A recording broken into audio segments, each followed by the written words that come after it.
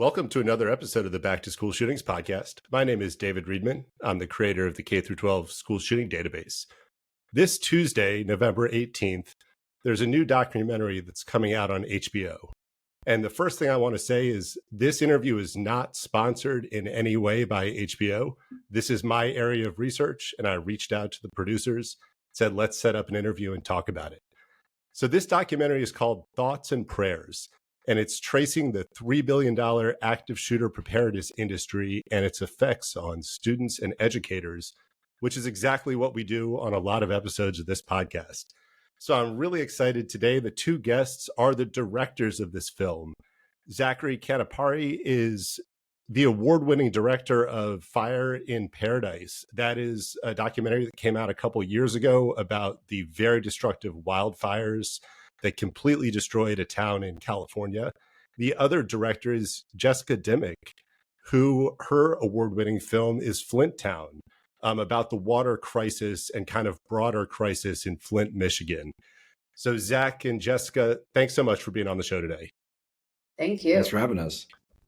I saw your film last night, Thoughts and Prayers, and I don't quite know what to do with it. So we're going to unpack some of those ideas today.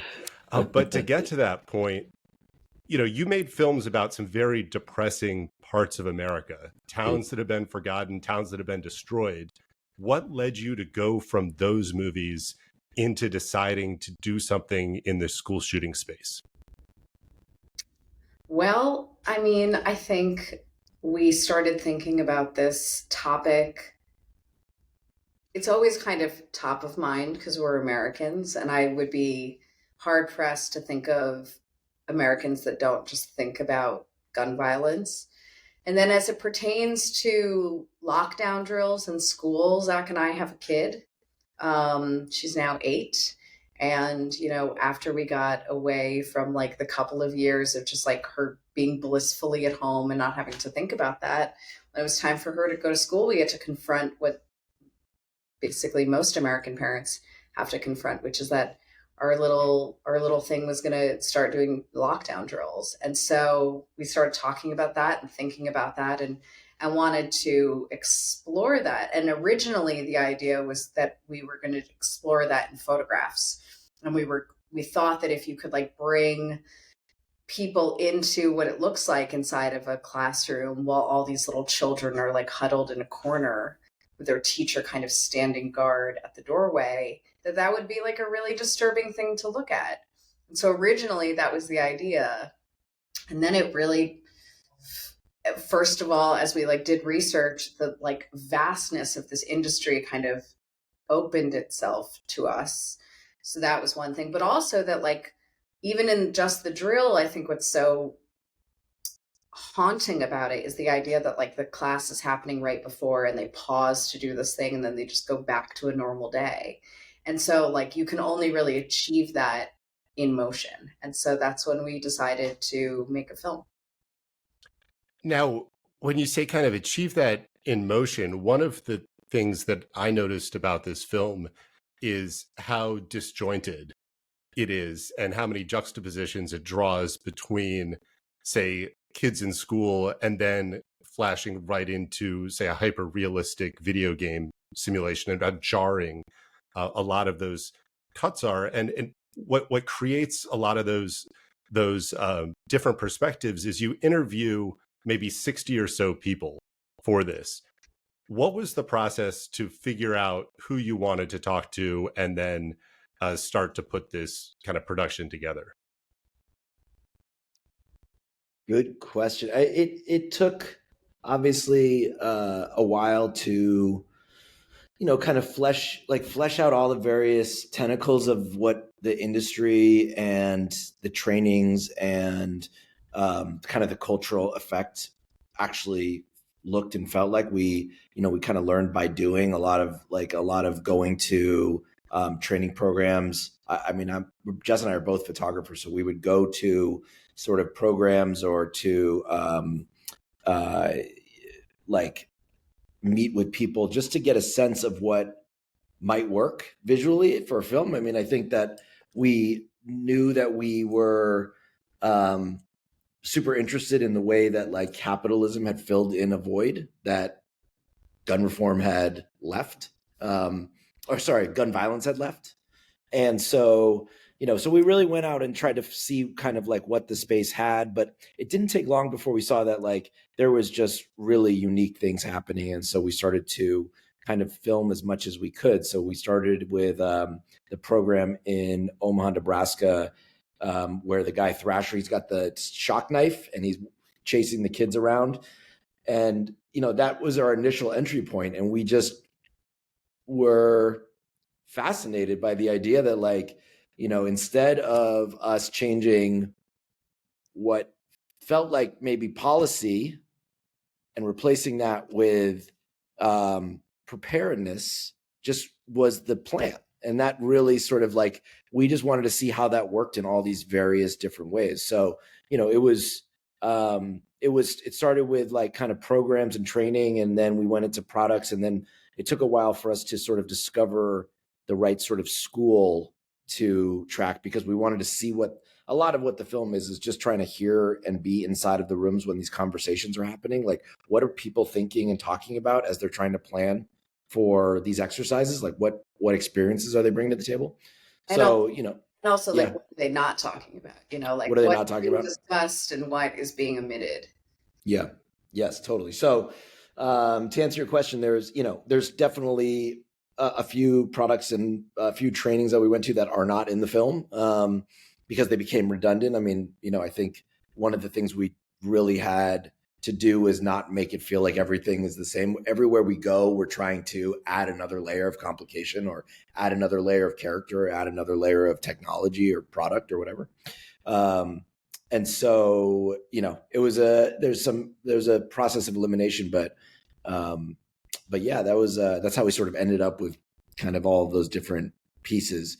And hopefully, I think the idea is that they're kind of, we're trying to create, I mean, Jess says this all the time. It's like, it's an architecture of meaning, right? It's like, it's not one thing is the problem or one product is the problem. It's like that all of these things are happening at the same time.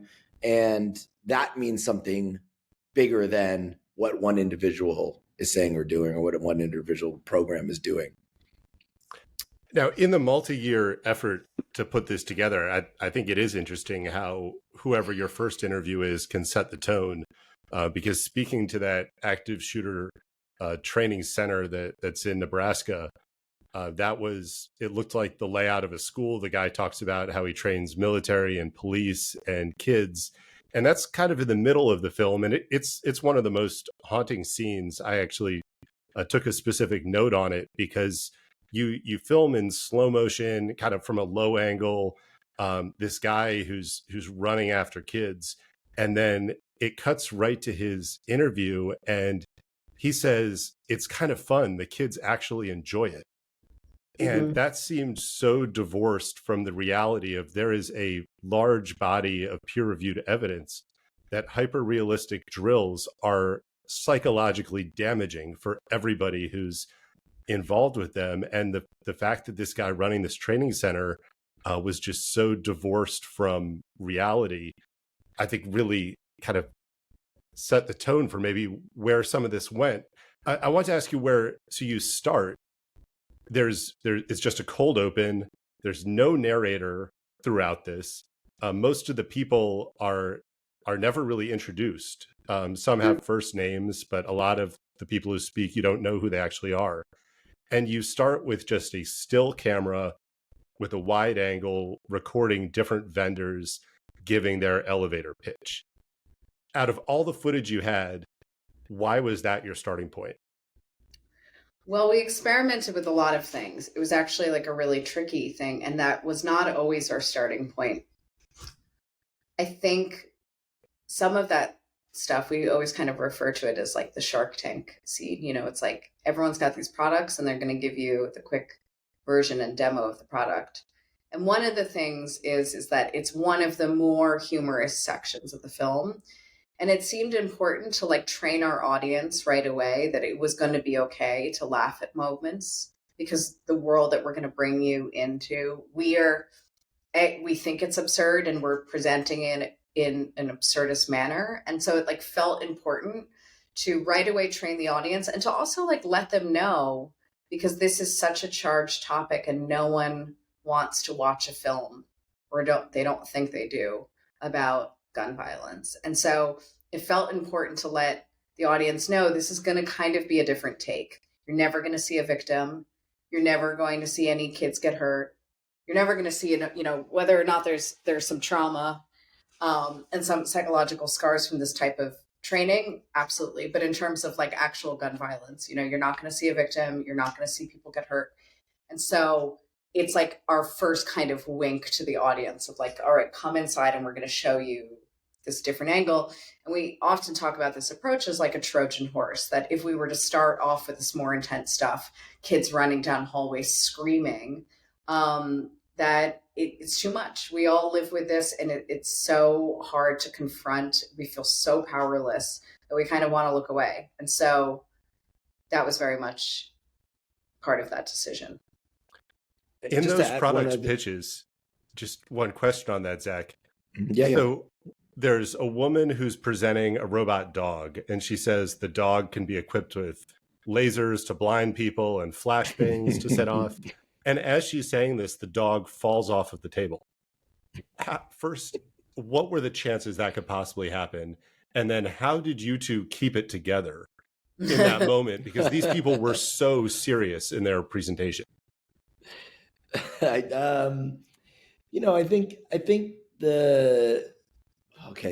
one part of this whole thing is that it's important to understand is that while there is humor and there are some characters that are slightly over the top, we are not trying to catch the vendors, the manufacturers, the training people. Like they are doing, and like you said, like David, they're being serious. They're seriously trying to like offer solutions to this problem. Now, some of those solutions are capitalistic in their sort of creation, but for the most part, they have good intentions, right? And so, a lot of what we wanted to do was let people and images speak for themselves. That's a little bit why things are like, in that opening scene, we are flat against, the shot is framed flat against a wall, let everybody come in, do their pitch,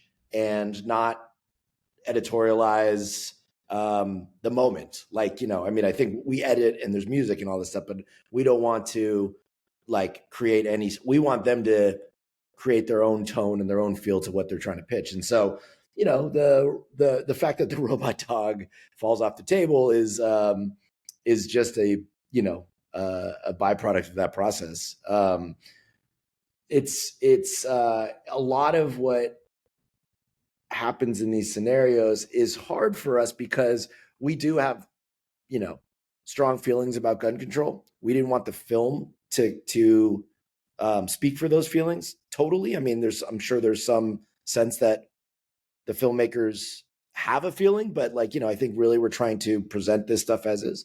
And so, yes, there is some challenges in when we're talking to people, and we did ask pretty much everybody what their feeling is about guns and how it plays into all of this stuff. And, people were giving us answers that are, for the most part, people wouldn't actually bring it up unless we brought it up. But when they would answer, the answer was unsatisfying, right? It's not that they were wrong or that their position was, particularly controversial. It's just that it's just an unsatisfying answer. And I think that a lot of what we had to do is kind of like hold our own feelings in, including in moments where it's funny, but also including in moments where it's philosophically opposed, and try to just be as like conversational and like present. This is all the thing we all say is like, we just need to be able to talk to each other. And I think that's a lot of what we were doing in those situations without being harsh or judgmental or combative.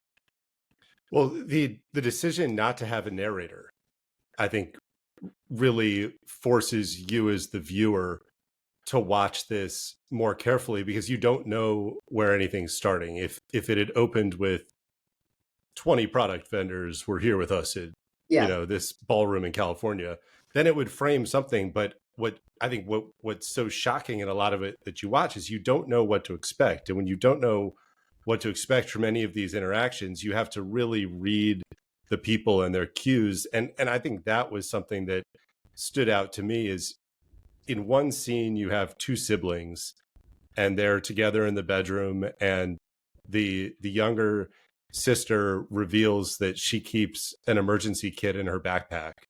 And she won't say what's in it, but it sounds like she's got tourniquets or bandages. And she's, the middle school sister, and the high school brother then just starts crying because he's realizing that, probably this world that he's trying to, shield his younger sibling from, that she's actually even more involved in it than he is. And then that's so different from some of the vendors that you portray, where their comments end in a smirk, their comments end in a smile, their comments end in, this is great for business. We're going to be a $300 million business by the time that this takes. And it shows this detachment between the adults who've created an industry from the kids who actually live in this industry, where even talking about it, even realizing that your little sister carries around a first aid kit is just emotionally devastating for them. Yeah. I mean, the adults that are those vendors, as the adults that are on this call, like none of us, David, I don't know exactly how old you are, but I'm going to assume you didn't grow up doing drills. I'm going to assume you didn't grow up being told that, like, during, second grade math class, Johnny might come in with a gun and shoot you. So you had to learn where to hide, what to do with your body, when to fight back, all of those things. And so the detachment that you're picking up on is real, which is that, like, I'm probably detached from that reality as well.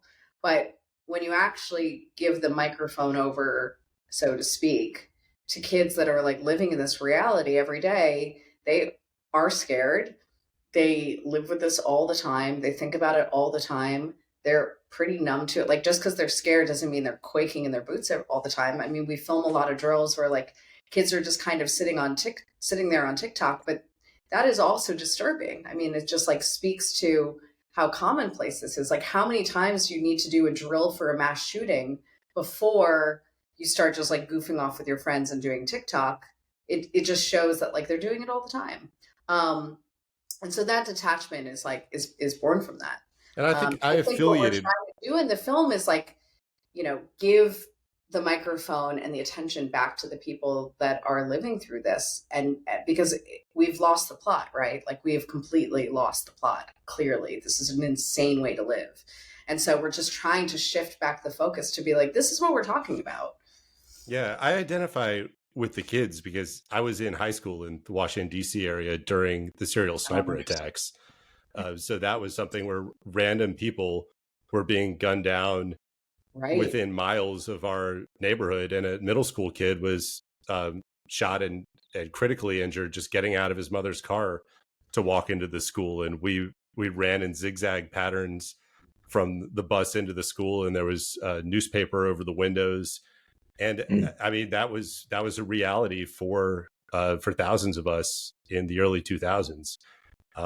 But I think if somebody had swooped in with a product at that point, we would have seen right through the motives of that adult. I think the other thing that was so shocking, that's so divorced from reality, is you added multiple moments about this in the preparation for the drill and then showing the drill themselves, is these instructors keep telling people to scream. You need to scream as loud as you can. You need to scream, I want this. I've treated quite a few gunshot victims and stabbing victims. People are extremely calm. On the scene of mass shootings, people are eerily silent. And these folks are creating theater. It's not, and I think you represented that because you show how the kids' perception of it is so different from the people who are the supposed experts.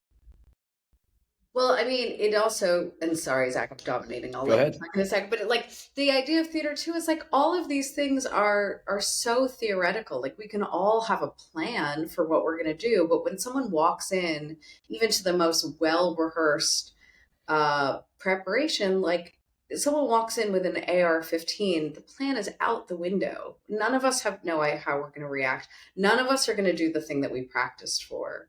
And if what we practice for shifts by anything, it happens during a lunch instead of a class, if it happens during changeover from class instead of during the actual, like all of this is out the window. And so that's the other part, which is just like, there's no planning for this.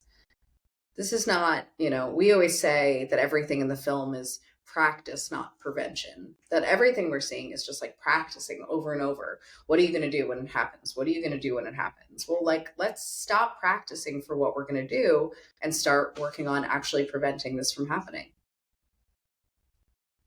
A stylistic question for you, because you had so much footage from this and it had to be condensed down into 90 minutes, and kind of the climax of the film is finally this school district in Washington.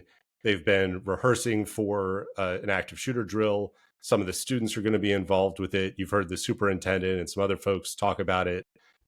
You had this amazing shot where the director of security for the school has these little models, and he's explaining, everything that's going to happen, like it's, a military battle plan that's about to go down. And then as you show what's actually happening, it cuts back and forth between the actual drill, some shots of kind of empty hallways, and then this video game, which you portray where their teachers can practice a video game where a school shooting happens. And it's these seamless cuts in between kind of those three different areas. How did you decide that you were gonna finally show like the big drill in this manner? It was hard because we, you said this thing at the very beginning with all these sort of disjointed stories, and there are, while there is like a fair amount of like going from one place and then leaving it, there are stories that continue throughout the film, and we're following some kids throughout the film, and that journey, and one group of teachers that is going through a program as well, and that journey we wanted to conclude together, right? Like we wanted to find out how transformative it would be to be Rachel, the school teacher in Utah, or Quinn and Cannon, the kids in Long Island, or Summer, the teenager in Medford, Oregon.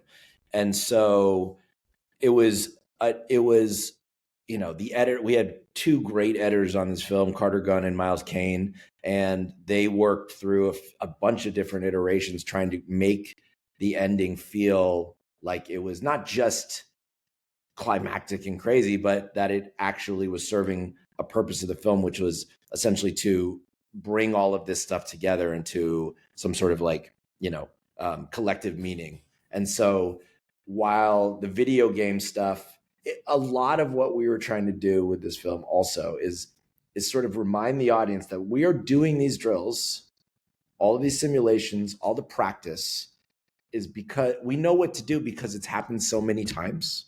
And so, the video game, for example, is a thing in which they practice all sorts of different scenarios, and it's teachers sitting around a table with headphones on, communicating to each other, running down the hallways, trying to figure out how to react in the event of a random violent act.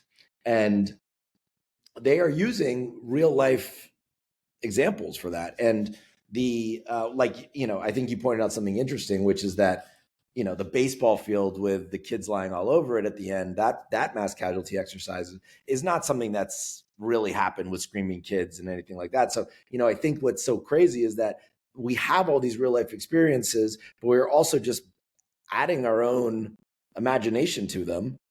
And all of those things are kind of coming together at the same time. I think it really sits like it's the strongest moment and the strongest idea I have in this whole film about how far we've gone is that there's a fake press conference after the mass casualty exercise.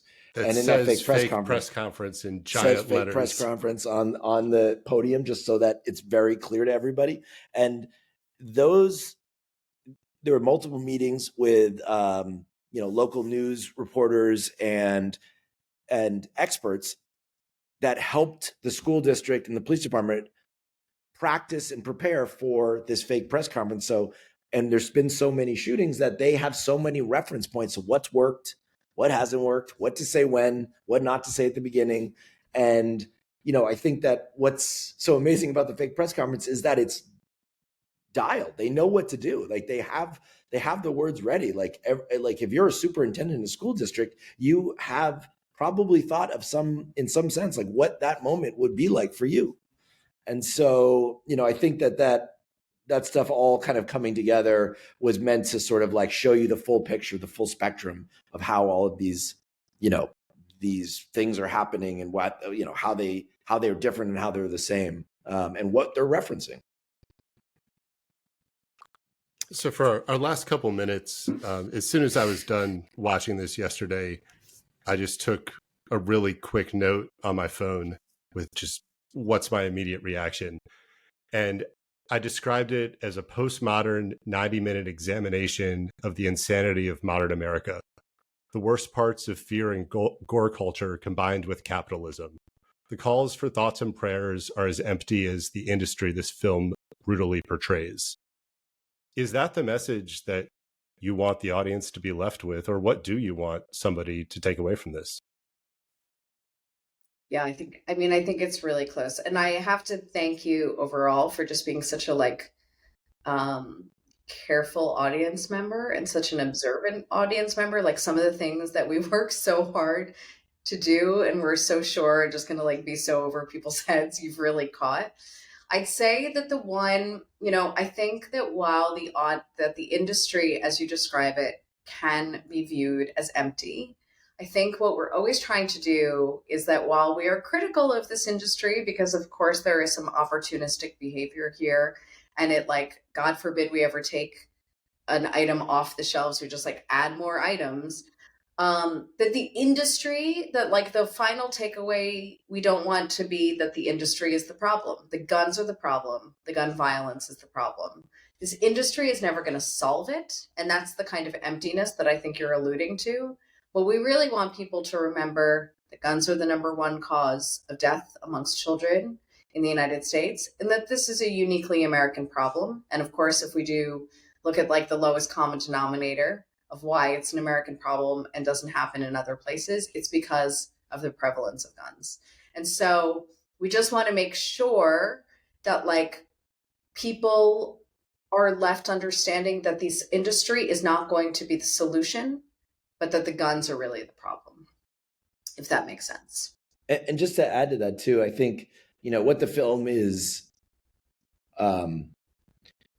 offering is just a new way to talk about this, right? And a new way to look at this. And I think that where we are right now in 2025 is gun reform feels very hard, meaningful gun reform feels very far away. And politics does not seem to be that interested in making these changes. And I think that part of that is because we are all cumulatively exhausted by the conversation and by the same things happening over and over again and not making any sort of difference. And so I think in a lot of ways, the film is trying to remind and change that conversation a little bit so that it feels like we can talk about it in a new way. And what it's also trying to do is sort of show that it's not just because mass shootings are pretty rare. School shootings are very rare. And we understand that. But I think the fact that guns are so prevalent, there are so many guns, there are I think 2023 with a record number of guns were confiscated in schools. I think most of the kids we talked to, not all of them, but most of the kids we talked to had a student make a threat or a student bring a gun to there was always these kind of because in the film there's a story about a custodian who plans a mass shooting. And I think that while the reality is that the risk is the event is rare, the risk is real. And that part of it, needs to be part of everybody's conversation. And so I think the film is trying to, give people a new way to remind people of that and give people a new way to talk about it. Yeah, when I've studied hundreds of school shootings back to the 1960s, you could pull the year out and switch the details, and they're all essentially the same. Yeah. You can listen to any press conference after a school shooting and change the name, and it's basically the same thing. And you can look at the political statements, and they're basically the same. So I think, David, where have you been? We should have interviewed you for this film. You know probably as much as anybody collectively that we spoke to, because I think it's also so it happens all over the country. There's like, there's academics that are following all this stuff, but it is really like, it's a thing that no journalist covers over and over again because it's so demanding. It's like just a hard thing for people to stick with because it's so harsh. It is. And watching it, I've worked for at least 1 hour on school shooting data collection for every day, including holidays and weekends, since February 15th, 2018, the day after Parkland. And when I was choked up listening to the kids in their bedroom talking about first how scared they were to do the drill, but then the need to carry a tourniquet, because I keep a tourniquet in my backpack, because that's now how I'm wired to think about the world. And I think that when so much of this is the same, when we have the same victim profiles after every shooting, presenting something in a way that makes the audience, doesn't give the audience a message. Instead, it makes the audience find their message. And this is an incredibly powerful way to present this information. Thanks, David. Thank you. That's very nice. And we really appreciate the work that you are doing that every single day since February 15, 2018, because I think it's so much broader and bigger than I think even people sort of really understand. Yeah. I mean, fortunately, the numbers have gone down in the last 2 years. Things got pretty crazy right after COVID. There was a shooting at a school somewhere in the country every day of the year in those 2 years after COVID. And most were ones that you never hear about. And there's never a GoFundMe, but there's a kid who's dead or somebody with life-changing injuries and hundreds of other kids that witnessed it. And that's been the reality for so many kids across the country. So I know you've got a tight schedule with this premiere coming out. The movie is Thoughts and Prayers. This is a totally organic conversation. There were no sponsors or interests. This is me caring about a topic that you all put a tremendous amount of time into. So I want to thank you for that. There's a link in the show notes, and I hope everybody checks it out on HBO this week. Thank you. Thank you very much.